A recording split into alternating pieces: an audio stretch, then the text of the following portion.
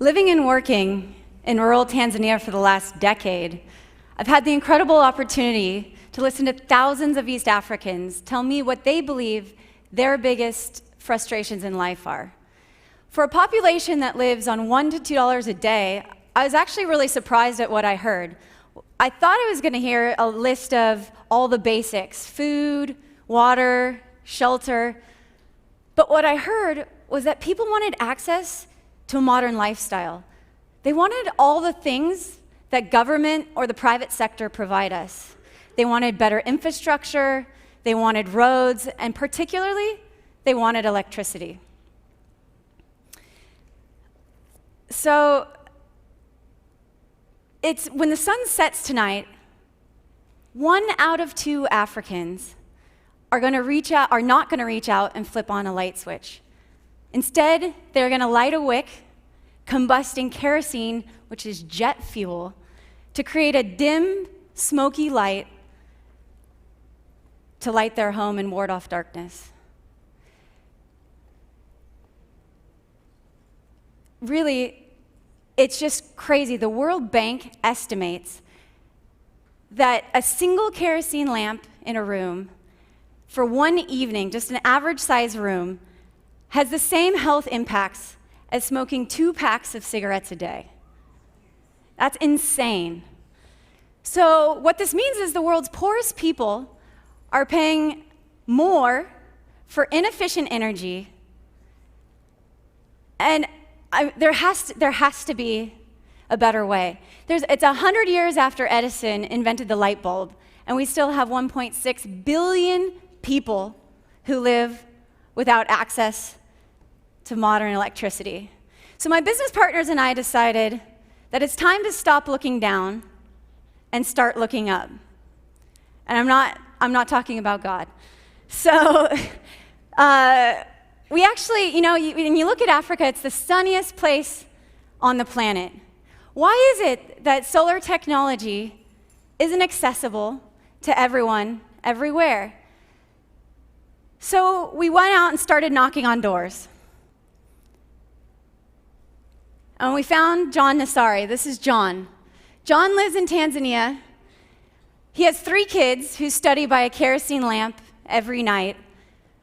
And after a few hours of studying, John's kids have to close their books because the noxious fumes of kerosene start to burn their lungs.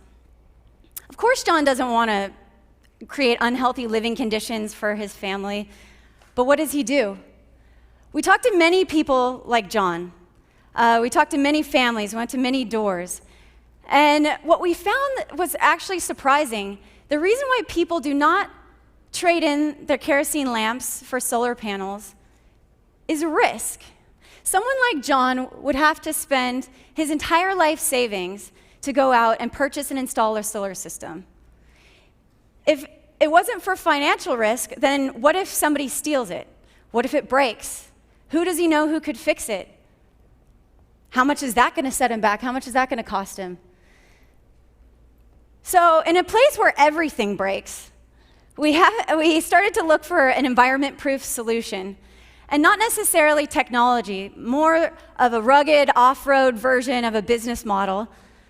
And our aha moment really came when we looked towards an industry that had already figured out how to bring an environment-proof solution for modern banking and modern communication to the same exact gigantic population that we were looking to serve: the cell phone industry. Everyone in Tanzania uses their phone for everything. They pay their bills, they sometimes get an education, they even get medical advice. It's literally easier to pay a bill in the middle of rural Tanzania on a $20 basic cell phone than it is to check your bank balance on a $600 smartphone in the middle of New York City. So this got us thinking, what if we could figure out a way to make solar technology accessible in the same way that the mobile industry had attacked this problem? So we thought about this approach. We thought, all right, what if someone like John, instead of buying a kerosene lamp, he could go and pay an agent, one of our agents, the same amount to install our solar equipment on his home. And instead of going to the local shop to buy kerosene, he could then just top up his prepaid solar meter every day to get electricity. If it breaks, one of our agents can come out and fix it.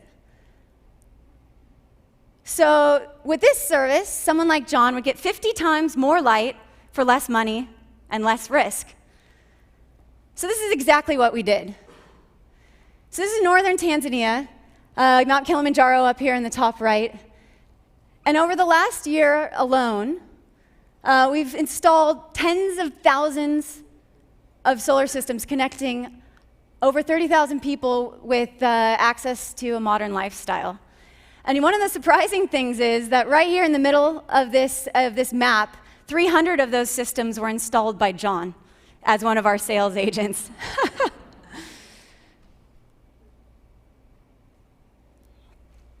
So that was really the start of Off-Grid Electric. Now we've made solar energy accessible for people just like they pay for their phones. They can pay as you go, top up through mobile phone credit.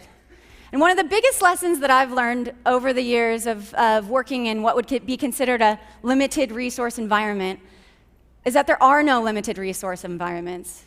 Perceived limitations are really just a matter of innovation and logistics. So I think that it's also really important to just mention that, a lot of people have looked at this problem as one that's best solved by charity. But we believe that there's a business opportunity to create sustainable infrastructure for really moving people into the future with clean, reliable, and cheap energy sources. Thank you.